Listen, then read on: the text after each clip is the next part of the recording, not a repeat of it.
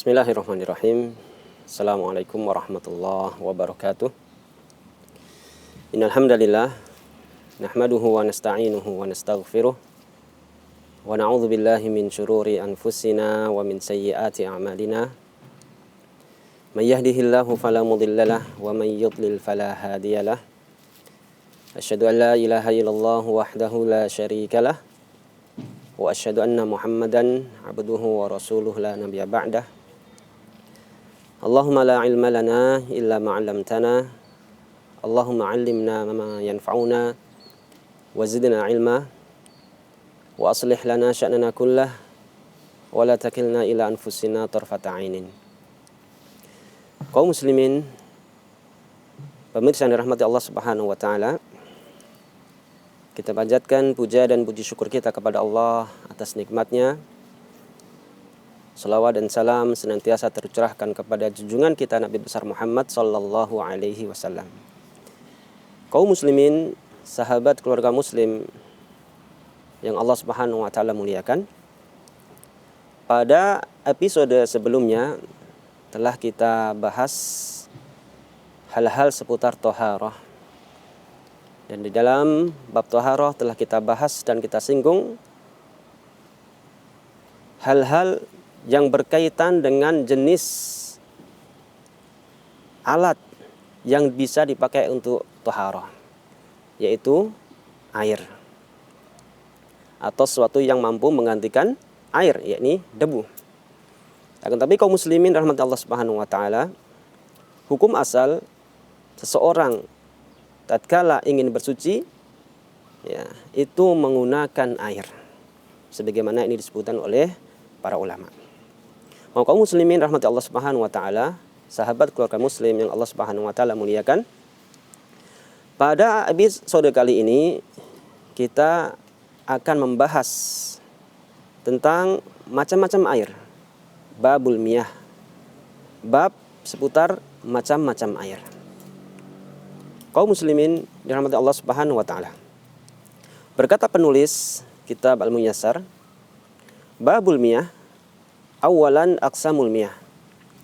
Bab macam-macam pembagian air. Yang pertama, pembagian air ada beberapa bagian. Qassamal fuqaha'ul miyaha allati yasihhu at-tatahhuru biha aw la yasihhu at-tatahhuru biha ila salasati aqsamin. Para ulama ahli fikih, ya, para fuqaha membagi air yang dapat dan sah dipakai untuk bersuci atau tidak sah dan tidak dapat dipakai untuk bersuci ada 3 bagian. Yang pertama, tahurun. Yang kedua, tahirun. Yang ketiga, najisun. Lantas apa pengertian dari ketiga macam ini? Kaum muslimin rahmat Allah Subhanahu wa taala, penulis menjelaskan makna dari ketiga jenis macam air ini. Wat-tahuru huwal ma' al-baqi ala asli khilqatihi kama'il bahri wal khariji minal ardi wa ma'il madari wa ghairi dzalik. Adapun air tahur, ya, maka yang dimaksud dengan air tahur adalah air yang tetap kondisinya sesuai dengan asal penciptaannya. Ya, seperti air laut dan air yang keluar dari bumi ataupun air yang turun dari langit, yakni air hujan dan yang semisalnya. Ya, inilah yang dikatakan oleh para ulama dengan air mutlak. Air yang tetap kondisinya sesuai dengan asal penciptaannya.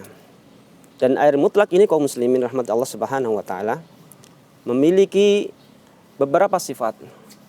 Di antaranya ada yang sifatnya asin seperti air laut, ada yang sifatnya tawar seperti air danau, air sumur, air sungai dan lain sebagainya.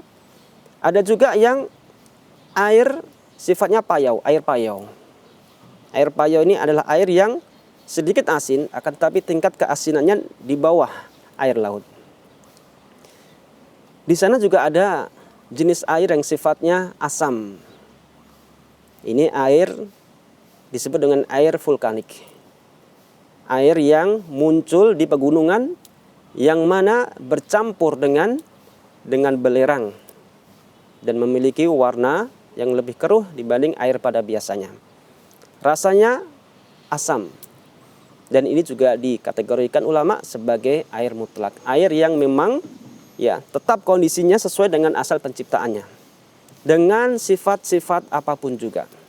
Ya, tatkala ia ini sesuai dan tetap kondisinya di atas penciptaannya, walaupun rasanya masam ataupun payau ataupun tawar dan lain sebagainya, maka itu disebut dengan air mutlak.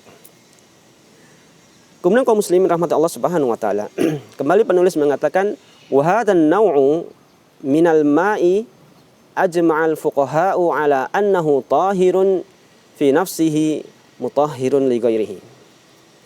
Adapun jenis air yang ini ya sepakat para fuqaha, sepakat para ulama ahli fikih mengatakan bahwasanya air ini adalah air yang suci pada dirinya, pada zatnya, dan juga bisa mensucikan ya yang lainnya. Makanya disebut dengan air tahur, air yang suci dan mensucikan. Kemudian kaum muslimin rahmati Allah Subhanahu wa taala. Jenis air yang kedua adalah air tahir. Air tahir adalah sebagaimana disampaikan oleh penulis di sini, huwal ma'ul ladzi taghayyara launuhu aw ta'muhu aw rihuhu bi ghairi najasatin. Air tahir adalah air yang berubah warna, rasa, dan juga aromanya dengan sesuatu yang bukan najis. Ya. Seperti apa? Seperti air yang dimasuki garam, larut garam di situ merubah rasanya, maka ini disebut dengan air tahir. Atau air yang dicelupkan di situ, dilarutkan di situ gula atau teh, sirup dan sebagainya, maka air tersebut telah berubah warnanya dengan sesuatu yang tidak najis, sesuatu yang juga suci. Ya, maka di sini dikategorikan sebagai air yang tahir. Ya, air tahir ini air yang suci, namun tidak bisa mensucikan. Kemudian kaum muslimin yang dirahmati Allah Subhanahu wa taala. Penulis kembali mengatakan, "Amma fi hukmi isti'mali hadzal naw' minal miyah faqalu innahu tahirun fi nafsihi ghairu mutahhirin li ghairihi." Sebagaimana yang telah kita sebutkan sebelumnya. Adapun hukum menggunakan jenis air ini, maka ulama mengatakan jenis air ini adalah air yang suci pada dirinya sendiri. Secara zatnya dia suci. Ghairu mutahhirin li ghairihi. Akan tapi dia tidak mampu mensucikan yang lainnya. Kemudian penulis mengatakan fayasihu istimaluhu fil adat min syurbin wa tabakhin wa nahwi dzalik. Ya, maka jenis air ini boleh digunakan untuk hal-hal yang sifatnya ada kebiasaan. Dipakai untuk minum, dipakai untuk memasak, dipakai untuk yang lainnya, selagi tidak berkaitan dengan hal-hal yang berhubungan dengan ibadah, maka ini diperbolehkan sebagaimana disebutkan oleh para ulama. Wala yasihu istimaluhu fil ibadat min wudu'in wa ghuslin. Dan tidak sah jika digunakan air ini untuk hal-hal yang bersifat ibadah. Dipakai untuk berwudu contohnya, atau dipakai untuk mandi junub, untuk mengangkat hadas besar. Ini nggak sah, nggak boleh. Karena dia suci namun tidak bisa mensucikan. Kaum muslimin, sahabat keluarga muslim yang dirahmati Allah Subhanahu wa taala. Kemudian kita memasuki jenis air yang ketiga. Air yang ketiga adalah al-ma' an-najis. Air najis. Huwal ma'ul ladzi taghayyarat ahadu awsafihi tsalatsah binajasatin waqa'at fihi. Ya, dia adalah air yang berubah salah satu sifat-sifat yang tiga, yakni warna, bau, dan rasa. Ya, air yang berubah salah satu dari sifat-sifat yang tiga dengan benda najis yang terjatuh di dalam air tersebut. Sawa'an kana hadzal ma' qalilan aw katsiran. Sama saja halnya, apakah air ini debitnya sedikit atau banyak? Wa hadzal naw' minal miyah la yajuzu isti'maluh.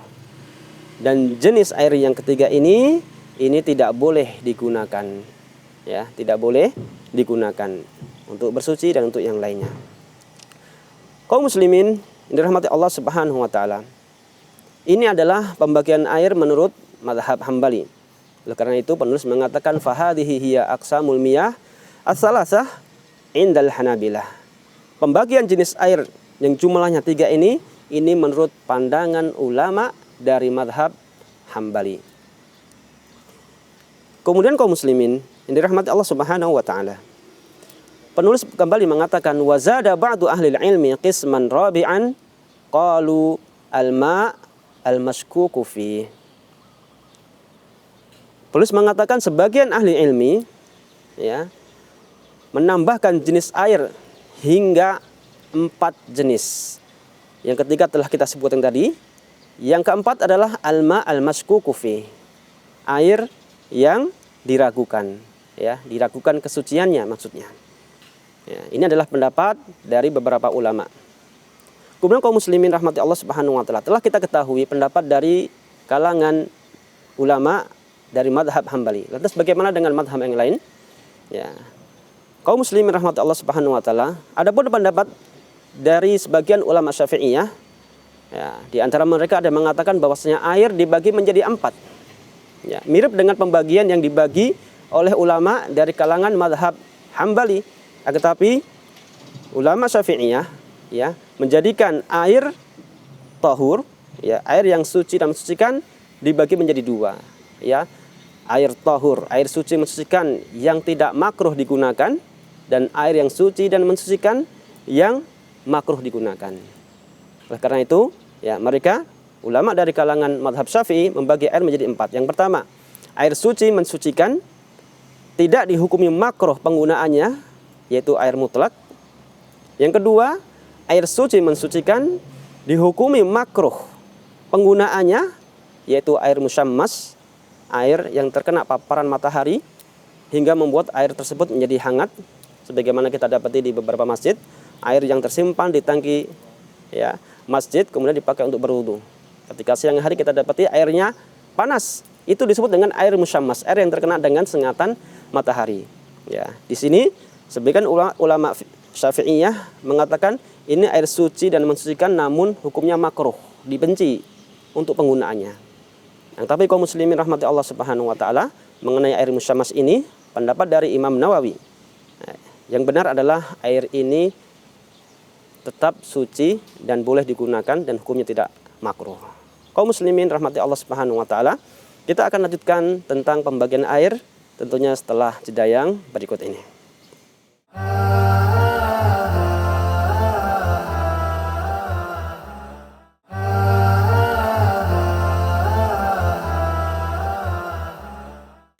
Bismillah, alhamdulillah, wassalatu wassalamu ala rasulillah wa ala alihi wa ashabihi wa man walah, ma ba'd. Kaum muslimin rahmati Allah Subhanahu wa taala, telah kita sebutkan pada segmen sebelumnya tentang pembagian air menurut mazhab Hambali. Kita ketahui air dibagi menjadi 3, tahurun, tahirun, dan juga najis. Adapun pendapat ulama dari kalangan mazhab Syafi'i, mereka mengatakan pembagian air ada 4. Ada 4 jenis. Yang pertama adalah air suci dan mensucikan, ya, dan tidak dihukumi makruh penggunaannya, yaitu air mutlak. Kemudian air suci, jenis yang kedua adalah air suci dan mensucikan yang dihukumi makruh untuk digunakan, yakni air musyammas, air yang terkena sengatan matahari. Ya, ini menurut pendapat sebagian ulama Syafi'iyah. Tetapi ya sebagian yang lain, ya, menurut ya sebagian pendapat ulama Syafi'iyah yang lain mengatakan air musyammas, air yang tetap suci dan mensucikan dan tidak makruh jika digunakan untuk bersuci. Ya, karena dalil yang mengatakan bahwasanya air musyammas adalah makruh sebagaimana disebutkan dalam satu riwayat Rasulullah SAW bersabda, annahu yurisul baros, bahwasanya air musyammas ini air yang mewarisi atau menyebabkan ya baros, penyakit sopa, penyakit yang diderita oleh kulit. Ya. Ulama berpendapat tentang derajat hadis ini. Ya, Imam Nawawi mengatakan ini derajat hadisnya dhaif. Ya, begitu juga dengan Imam Al-Albani mengatakan hadisnya derajatnya dhaif. Ya, maka Imam Syafi'i atau Imam An-Nawawi ya memberikan kesimpulan kepada kita bahwasanya air musyammas ini ya ini adalah air yang tetap suci dan mensucikan dan hukumnya tidak makruh, tidak dibenci untuk digunakan untuk bersuci. Kemudian kaum muslimin rahmati Allah Subhanahu wa taala, jenis air yang ketiga menurut pandangan ulama dari mazhab Syafi'i adalah air suci tidak mensucikan. Ya, dicontohkan diantaranya adalah air musta'mal, air yang bekas dipakai untuk bersuci. Ya, contohnya air yang digunakan untuk berwudu, kemudian air yang jatuh dari anggota tubuh ini ditampung dan digunakan untuk bersuci. Nah, ini pandangan sebagian ulama Syafi'iyah mengatakan ini air suci namun tidak mensucikan. Kenapa? Karena sudah dipakai untuk melakukan ibadah, yakni entah wudu ataupun juga mandi junub. Nah, tapi kaum muslimin dirahmati Allah Subhanahu wa taala, ya sebagian ulama tidak sependapat dengan ya pendapat dari ulama dari kalangan mazhab Syafi'i ini. Mereka mengatakan air musta'mal walaupun pernah dipakai untuk bersuci, pernah dipakai untuk berwudu ataupun mandi junub, maka dia tetap pada kondisinya, ya, tetap suci dan mensucikan. Ini menurut pendapat ulama yang lain. Kemudian kaum muslimin rahmati Allah Subhanahu wa taala, air yang suci dan tidak mensucikan ini, ya juga, ya contoh yang lain adalah air yang bercampur dengan benda suci yang merubahnya. Ini sebagaimana pendapat dari ya ulama dari kalangan mazhab Hambali tadi. Kemudian kaum muslimin yang dirahmati Allah Subhanahu wa taala, jenis air yang keempat menurut ulama mazhab Syafi'i adalah air najis. Inilah sekilas perbedaan antara pendapat ulama dari kalangan mazhab Hambali dan juga mazhab Syafi'i. Ya, kalau kita perhatikan sebenarnya berbeda sedikit saja, atau bisa kita simpulkan hampir sama ya pembagian antara ulama Syafi'i dan juga ulama Hanbali. Kemudian kaum muslimin yang dirahmati Allah Subhanahu wa taala, telah kita ketahui pendapat dari ulama mazhab Hanbali dan juga mazhab Syafi'i. Lantas bagaimana dengan mazhab yang lain?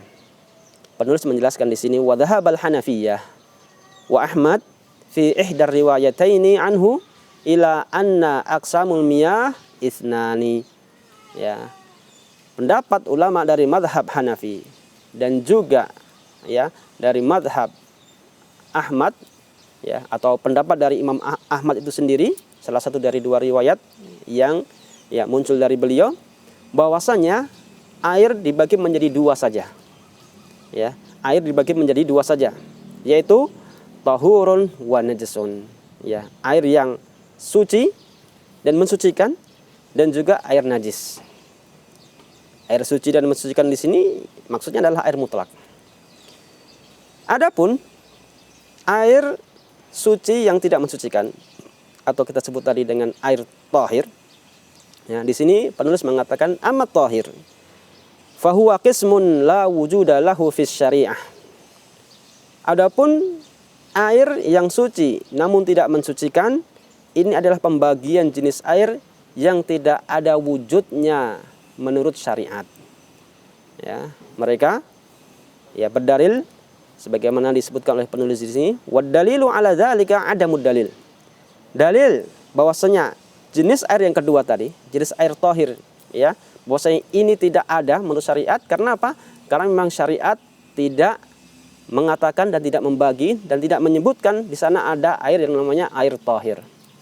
Ya, kalau air tahur ada ya, wa anzalna minas sama'i ma'an tahura. Dan kami turunkan dari langit air yang suci. Air tahur ada dalilnya. Air najis juga ada dalilnya. Akan tetapi air tahir ya, air tahur ada dalilnya, air najis ada dalilnya. Akan tetapi air tahir ya, itu ya tidak ada dalilnya. Ini menurut pandangan dari ulama mazhab Hanafi dan juga sebagian riwayat dari Imam Ahmad. Dan ini juga pendapat yang juga dipilih oleh Syekhul Islam Ibnu Taimiyah, begitu juga ya pendapat yang dipilih oleh Syekh Muhammad bin Shalih Al-Utsaimin. Akan tetapi di sini kaum muslimin rahmatullah subhanahu wa taala tentunya tetap kita pahami bahwasanya memang di sana ada pembagian air menurut pandangan dari ulama madhab masing-masing. Dan penulis di sini lebih merojihkan pendapat yang terakhir ini. Ya, pendapat yang mengatakan bahwasanya air hanya dua. Air tahur ya dan air najis.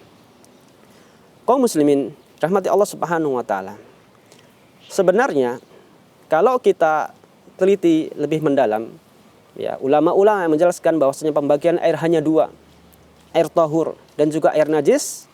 Ya, kalau kita ya baca-baca pendapat mereka, ya sebenarnya ya mereka sendiri ya terlebih khusus ya ulama dari madhab Hanafi, ya mereka secara praktis memang mengatakan air dibagi menjadi dua, air tahur dan air najis. Akan tapi secara tekniknya, secara teknisnya mereka sebenarnya juga membagi air kepada tiga bagian, kepada tiga jenis.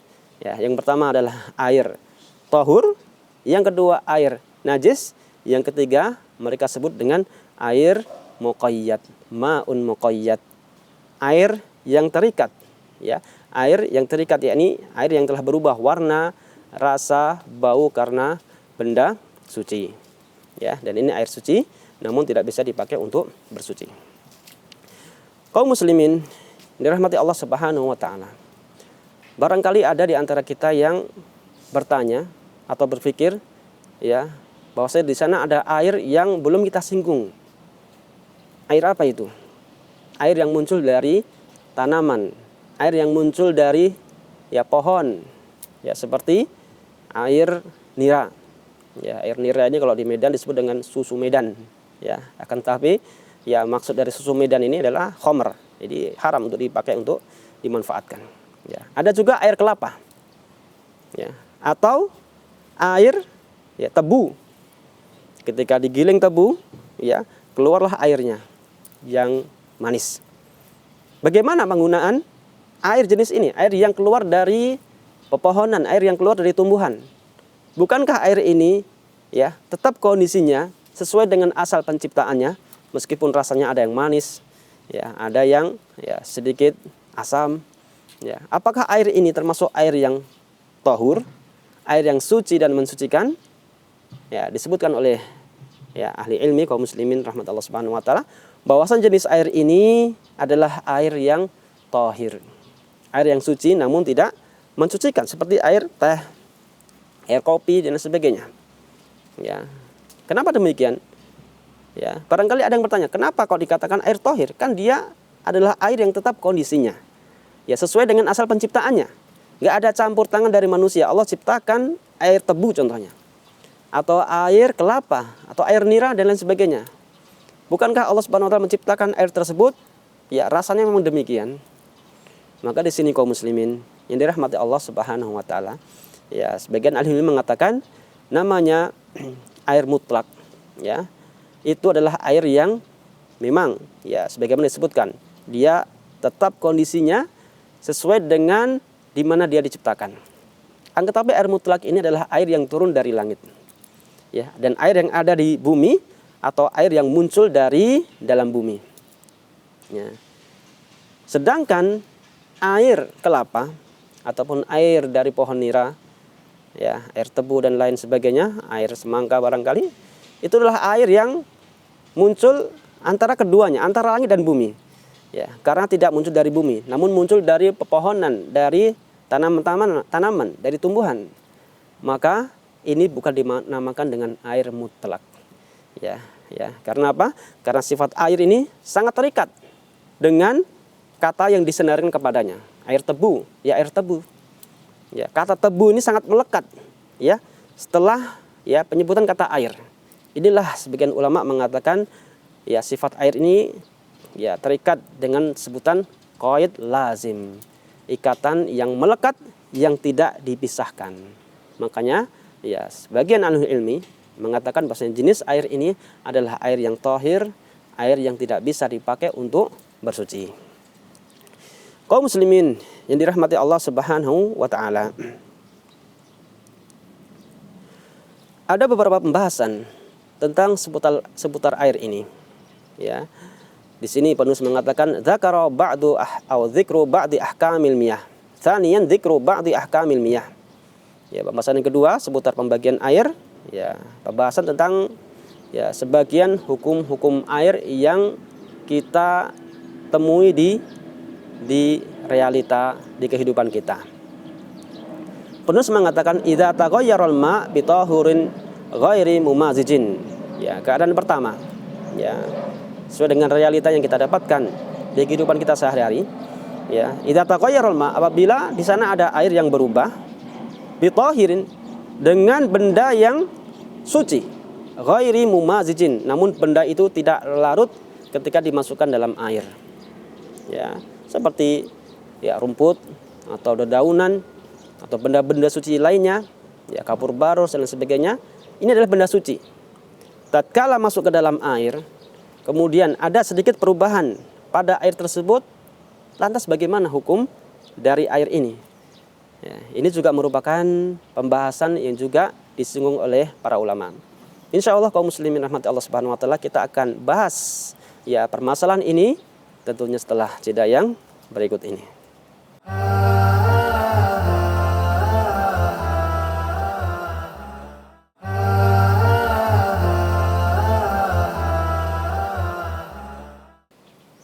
Alhamdulillah hamdan katsiran thayyiban mubarakan fi kama yuhibbu rabbuna wa yarda.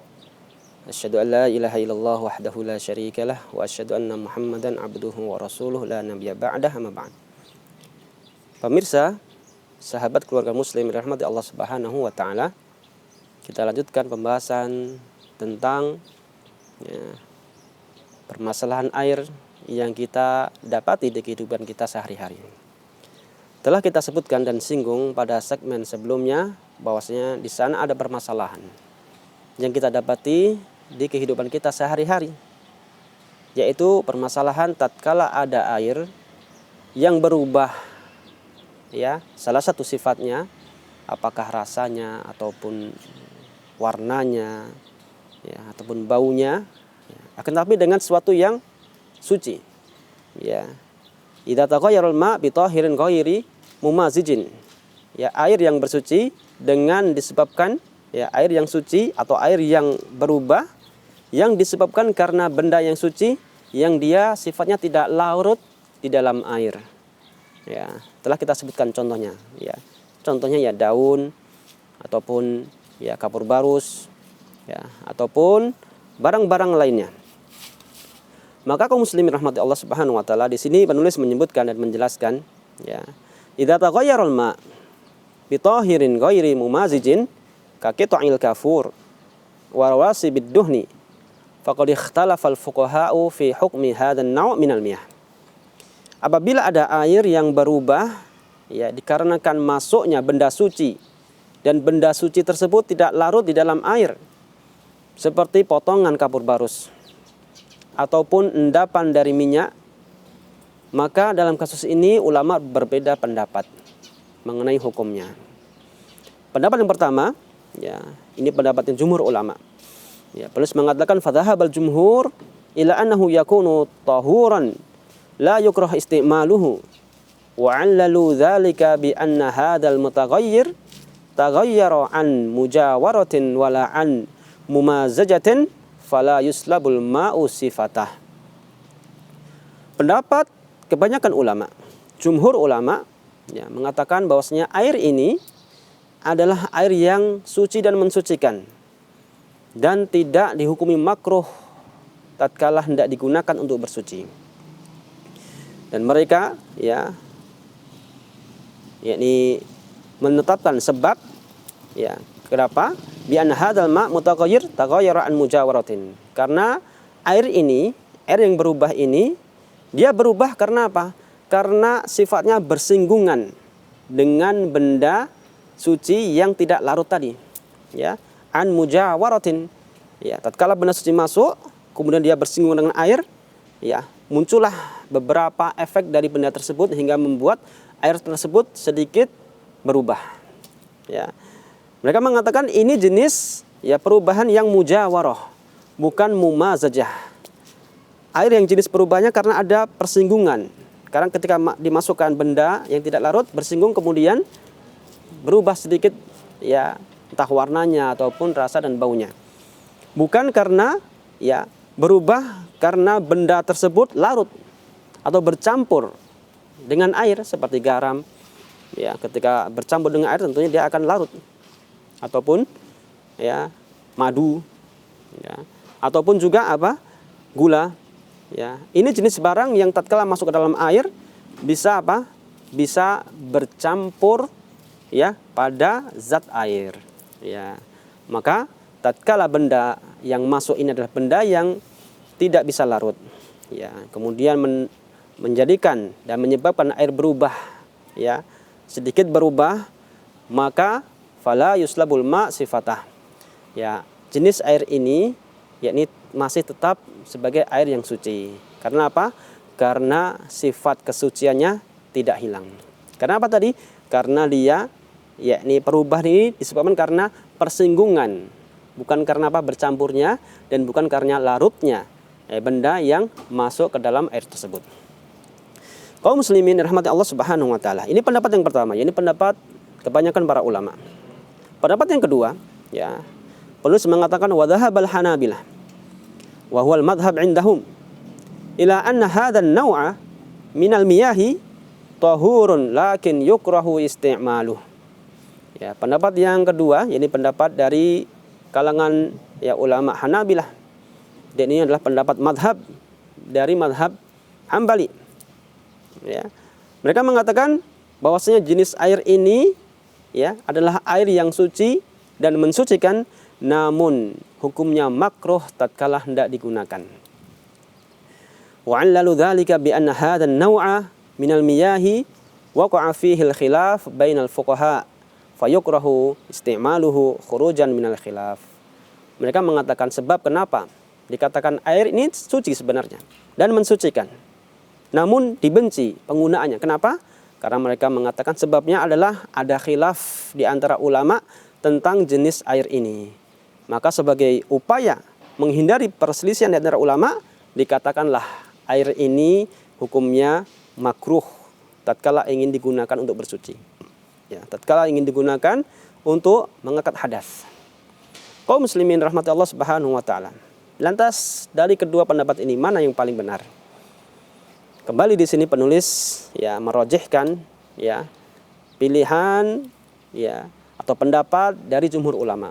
Dia mengatakan was-shahih ma dhahaba ilaihi jumhurul fuqaha min adami karahiyat istimali hadzal ma.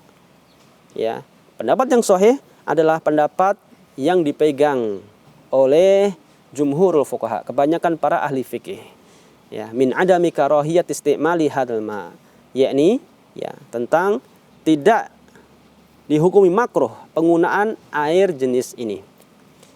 Wa ta'lil bi khilaf la yasih bal laisal khilafu dalilan syar'iyyan tusbatu bihil ahkam. Mereka juga mengatakan sebab yang dikatakan oleh ya ulama dari madhab Hambali ya, mereka mengatakan makruh ya karena apa? Karena sebabnya di sana ada perselisihan ulama.